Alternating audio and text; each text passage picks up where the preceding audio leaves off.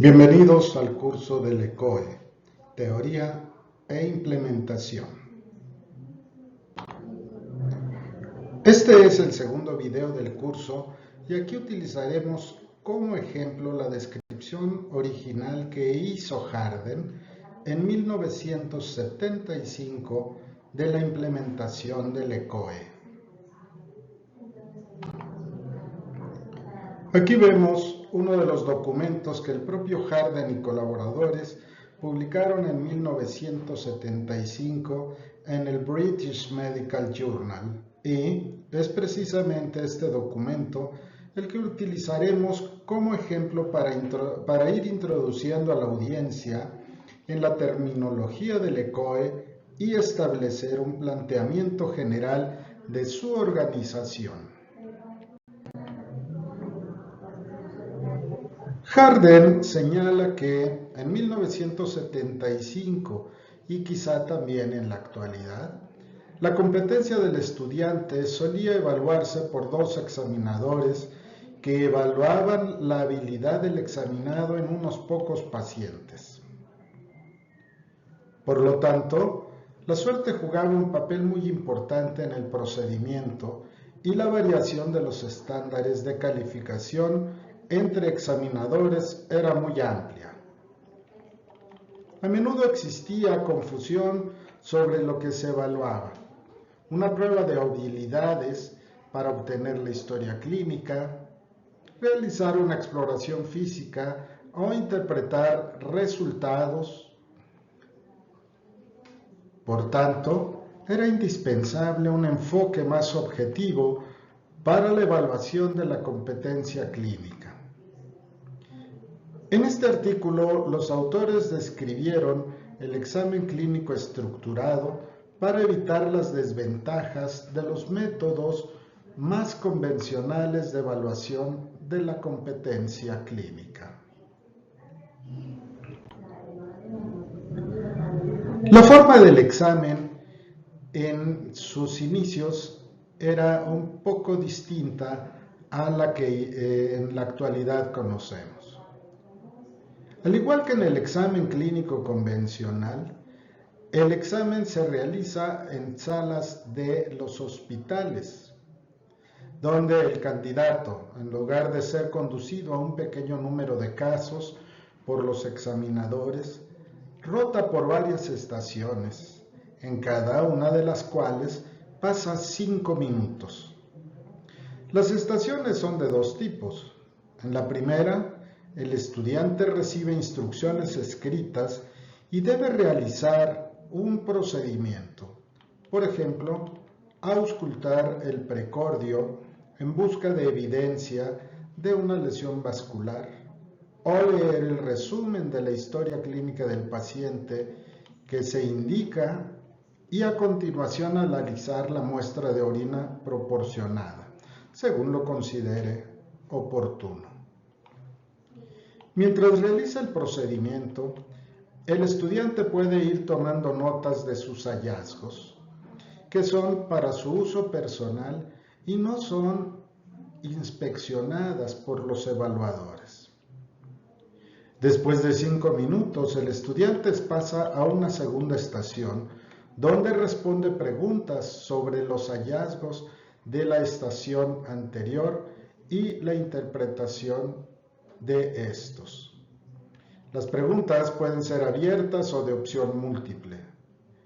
Para facilitar la calificación, hemos preferido utilizar las preguntas de opción múltiple, en las que una frase común o una pregunta común va seguida de 5 alternativas de respuesta, cualquier número de las cuales puede ser correcto. Los estudiantes anotan sus respuestas en una hoja de respuestas estándar que llevan consigo. Las respuestas se califican con +1 si es correcta, -1 si es incorrecta y 0 si no se contestó. El concepto de dos tipos de estaciones es importante y presenta dos ventajas. En primer lugar, disminuye el efecto de las indicaciones, lo cual preocupa a algunos examinadores. A un candidato se le presenta un problema sin las preguntas que se le formularán posteriormente. Cuando se le presentan las preguntas en la siguiente estación, no puede ya volver atrás para corregir omisiones del planteamiento original. Por lo tanto, las preguntas no proporcionan una lista de verificación para su examen ni sugieren soluciones inmediatas para su resolución del problema. La segunda ventaja del enfoque de 2 estaciones es que se pueden examinar más estudiantes a la vez. Así, mientras un estudiante realiza un procedimiento, otro que ya haya completado esa etapa responde las preguntas. Los estudiantes rotan por varias estaciones. Si bien el número de estaciones puede variar según los requisitos del examen, en particular hemos considerado conveniente 16. Con esto, el examen puede completarse en 85 minutos y con 2 rotaciones completas se pueden examinar 32 estudiantes en la mañana. Los estudiantes deben comenzar solo en una estación de procedimiento, las estaciones impares, 1, 3, 5, 7, etc.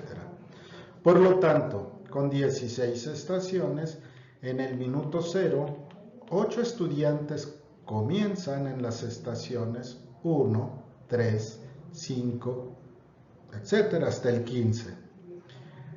A los 5 minutos, estos estudiantes pasan a las estaciones 2, 4, 6 hasta la 16. Y otros 8 estudiantes comienzan en las estaciones 1, 3, 5 hasta la 15. Esta es la hoja de calificaciones de los examinadores.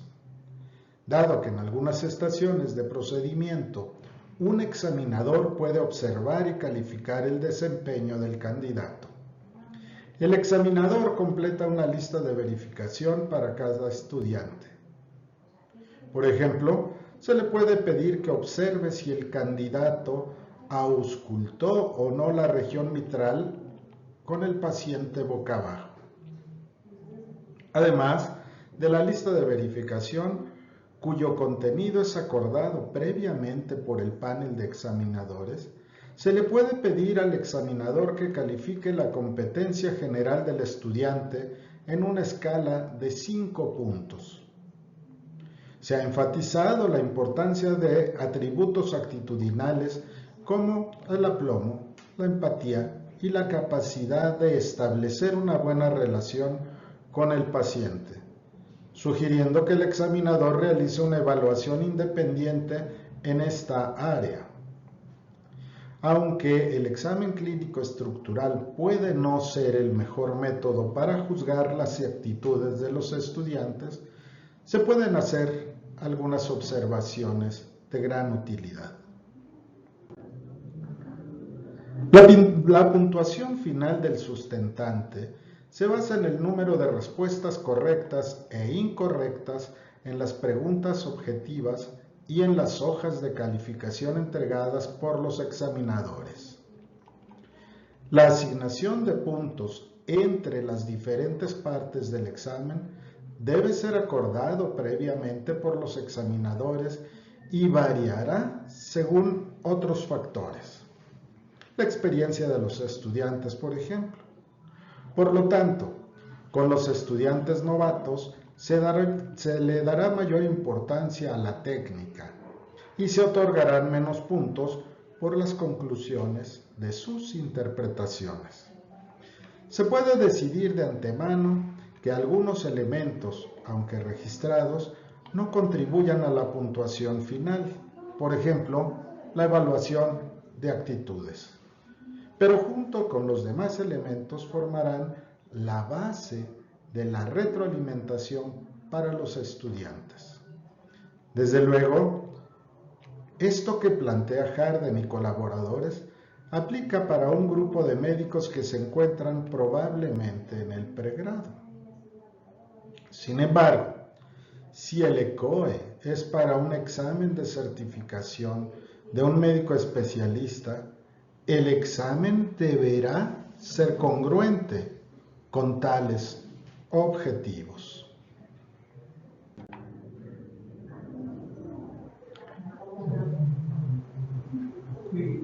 Cuando el estudiante se presenta en una de las salas o estaciones impares, habitualmente se le pregunta o se le presenta alguna lámina, algún paciente